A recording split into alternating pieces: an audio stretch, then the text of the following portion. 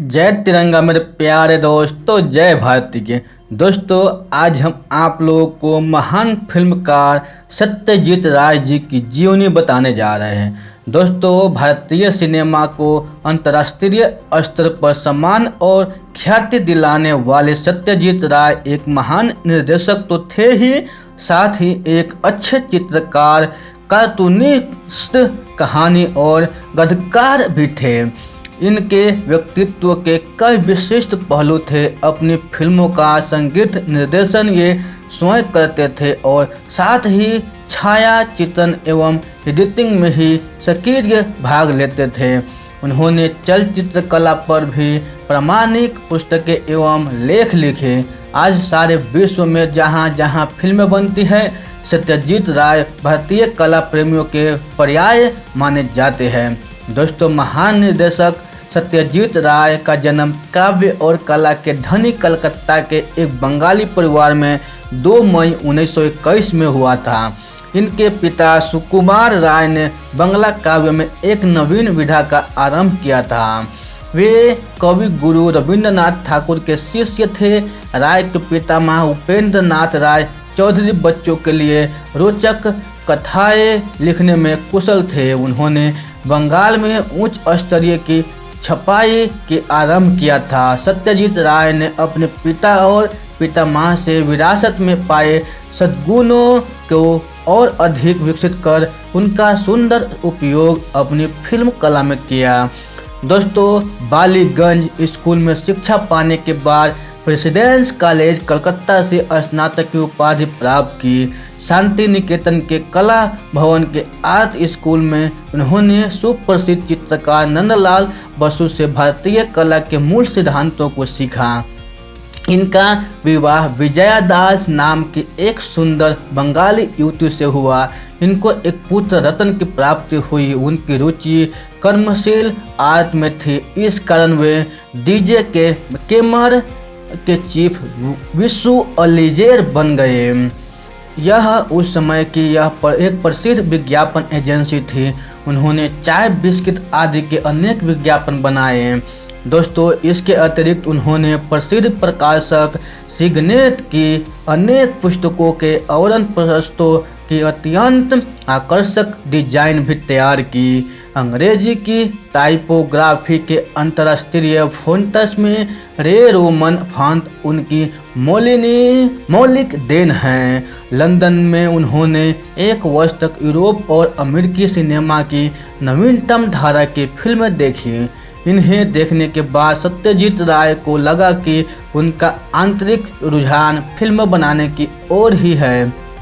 उस समय वे अपने जीवन के लगभग 45 वर्ष पूरे कर चुके थे, पर हृदय से फिल्म बनाने और उनका निर्देशन करने की ऐसी ज्वलंत इच्छा जग उठी कि उसी को पूरा करने में जुट गए। इसके बाद ही जिन रिनोयर भारत में अपनी फिल्म द रिवर की शूटिंग करने के लिए आए। राय उनकी फिल्म यूनिट के साथ हर जगह गए और फिल्म निर्माण की बारीकी से बारीक बात को देखते, सुनते और गुनते रहे। बहुमुखी प्रतिभा के धनी सत्यजीत राय ने कला और व्यवसाय के बीच का रास्ता पकड़कर जोखिम लेने की चेष्टा कभी नहीं की। फिल्म निर्माण में सबसे बड़ी समस्या धन की थी। इनकी धर्मपत्नी सहर्ष अपने सारे आभूषण इस कार्य के लिए देने को तैयार हो गए। दोस्तों, पत्नी की आभूषण गिरवी रखकर सत्यजीत राय ने अपनी पहली फिल्म पथेर पंचाली बनाई। इस फिल्म की प्रकाश व्यवस्था, कैमरे द्वारा चित्रण, अभिनय का स्तर आदि इतना यथार्थवादी और हृदय स्पर्शी था कि उसने सभी को मान मोह लिया। फिल्म समीक्षकों और दर्शकों द्वारा सत्यजीत राय को भूरी भूरी सराहना प्राप्त हुई। इसके बाद अपराजितो और अपूर्व संसार फिल्में उन्होंने बनाई। इन 3 फिल्मों का केंद्रीय चरित्र अप्पू है, जो अपनी अस्मिता की खोज में भटकते हुए एक भारतीय का बहुत सुंदर और यथार्थवादी प्रतीक है। दोस्तों, ये तीनों फिल्मों विश्व फेस्टिवल में पुरस्कृत हुई। पत्थर पंचाली को कैंस अंतर्राष्ट्रीय फिल्म फेस्टिवल 1956 में बेस्ट हार्मोन डॉक्यूमेंट अवार्ड मिला तथा golden lauryl award Edinburgh film festival में पुरस्कृत किया गया। अपराजितो को वेनिस फिल्म फेस्टिवल 1957 में ग्रांड प्रिक्स पुरस्कार प्राप्त हुआ। इसके पश्चात सत्यजीत राय को अपने फिल्म निर्देशन के लिए अनेक सर्वोच्च राष्ट्रीय तथा अंतर्राष्ट्रीय सम्मान और पुरस्कार प्राप्त हुए। उनकी चर्चित फिल्मों हैं चारुलता 1964, जलधारा 1958, नायक 1966, देवी 1960, महानगर 1963, शतरंज के खिलाड़ी 1977, कापुरस और महापुरुष 1965, गनसूत्र 1989, जन अरण्य 1975, सारब प्रशाखा 1990। उन्होंने बच्चे के लिए भी 2 बहुत रोचक और हंसी से भरपूर फिल्में बनाई। कुल मिलाकर उन्होंने लगभग 36 फिल्में बनाई। राय की फिल्में दर्शकों की मानवीय संवेदना का स्पर्श देकर उन्हें अधिक मानवीय होने की प्रेरणा देती है। उनकी फिल्मों में ईमानदारी के मूल्यों को उजागर करते हुए पाखंड के खोखलेपन को दर्शाया गया है। दलितों, दुखियों और शोषितों के प्रति उनमें हार्दिक सहानुभूति मिलती है। खास तौर से उनके नारी पात्रों को यथार्थ और आदर्श का अद्भुत सम्मिश्रण है। राय के पुरुष पात्र भी ईमानदारी के सीधे साधे दर्शन की जटिल बारीकियां में काने का दुस्साहस करते दिखाई देते हैं। वास्तव में उनका सिनेमा सजग रूप से चुने गए मूड और माहौल का सिनेमा है। पश्चिमी सिनेमा का स्पेक्टेकल शैली में उन्हें कभी आकर्षित नहीं किया। दोस्तों, वे अपनी फिल्मों के पोस्टर की डिजाइन भी खुद बनाते थे। फिल्म 3 कन्या के साथ ही उन्होंने अपनी फिल्मों में संगीत बनाना भी प्रारंभ कर दिया था।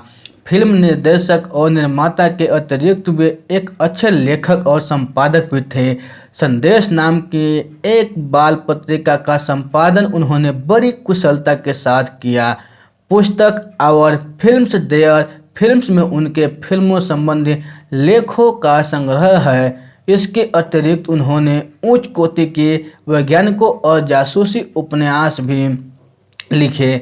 उनकी चर्चित पुस्तकें हैं कल और आज, कंचनजंगा, नायक, 12 कहानियाँ। ऑक्सफोर्ड यूनिवर्सिटी ने उन्हें डॉक्टरेट की उपाधि से विभूषित किया गया। दोस्तों, विश्व प्रसिद्ध फिल्म अभिनेता चार्ली चैपलिन के बाद वे दूसरी फिल्मी हस्ती थे जिन्हें यह सम्मान प्राप्त हुआ। फ्रांस की जनक्रांति की 2वीं शताब्दी के अवसर पर फ्रांस के राष्ट्रपति फ्रांसवा मित्रान स्वयं सत्यजीत राय को लीजर ऑफ ऑनर की उपाधि तथा सम्मान प्रदान करने के लिए फ्रांस से कलकत्ता पधारे थे। सन 1967 में उन्हें पत्रकारिता और साहित्य की सेवा करने के लिए अंतर्राष्ट्रीय ख्याति का मैग्सेस अवार्ड प्रदान किया गया था। सन 1971 में उन्हें आर्डर ऑफ युगोस्लाव फ्लैग सम्मान प्राप्त हुआ। दोस्तों, सन 1983 में सत्यजीत राय को दिल का दौरा पीड़ित जिसके कारण उन्हें काफ़ी दिनों तक विश्राम करना पड़ा, परंतु ठीक होते होते वो फिर से अपनी कला साधना में पूरे उत्साह से जुट गए। उन्हें लोग प्यार से मानी कदा कहकर पुकारते थे। दिल की बीमारी के बाद निर्मित और निर्देशित फिल्म शाखा प्रशाखा के केंद्रीय विषय भ्रष्टाचार और मानव मूल्यों का विघटन है। यह फिल्म दर्शक के मनोमस्तिष्क को झकझोर कर रखा देती है। आगंतुक फिल्म भी मानिक दा ने अपनी बीमारी के बाद बनाई थी। यथार्थ की कटुता और निराशा को दिखाते हुए भी यह फिल्म दर्शकों को हंसाती है। सन 1942 में सत्यजीत राय फिर गंभीर रूप से बीमार पड़े। इस बीमारी के दौरान ही उन्हें यूएस मोशन पिक्चर एकेडमी ने फिल्मों के अंतर्राष्ट्रीय जगत का सबसे बड़ा सम्मान स्पेशल ऑस्कर प्रदान किया। उस समय मानिकदा अस्पताल के इंटेंसिव केयर यूनिट में गंभीर रूप से बीमार पड़े थे। इसके बाद शीघ्र ही उन्हें सर्वोच्च सम्मान भारत रत्न प्रदान किया गया। कला और मनोरंजन जगत के व्यक्ति को दिया जाने वाला यह प्रथम भारत रत्न है। दोस्तों, विश्व में फिल्मी दुनिया का कोई भी व्यक्ति महानता, लोकप्रियता और कला के उस शिखर पर नहीं पहुंच सका जहां सत्यजीत राय ने पहुंच कर दिखाया। फिल्मी विश्व का यह बहुआयामी व्यक्तित्व कलकत्ता के अस्पताल में पड़ा 3 माह तक अपनी मौत में जूझता रहा। दोस्तों, 23 अप्रैल 1942 को अपनी नश्वर देह का त्याग कर उनके प्राण बेखैर विश्व निर्माता के असीम गगन में विलीन हो गए। उनके स्वर्गवास पर भारत के तत्कालीन राष्ट्रपति ने कहा था, जिस तरह हुगली नदी बंगाल की खाड़ी में मिलकर अनंत सागर में विलीन हो जाती है, उसी प्रकार सत्यजीत राय का जीवन अनंत काल के सागर में समा गया है। उन्होंने सिनेमा के माध्यम से हमारी संवेदनशीलता को जिस रीति से जगाया वह अपूर्व थी और रहेगी। तो दोस्तों, ये बायोग्राफी आपको अच्छी लगी हो तो अपने दोस्तों के साथ ज़रूर शेयर कीजिएगा। तो फिर मिलते हैं ऐसे ही अगले बायोग्राफी में।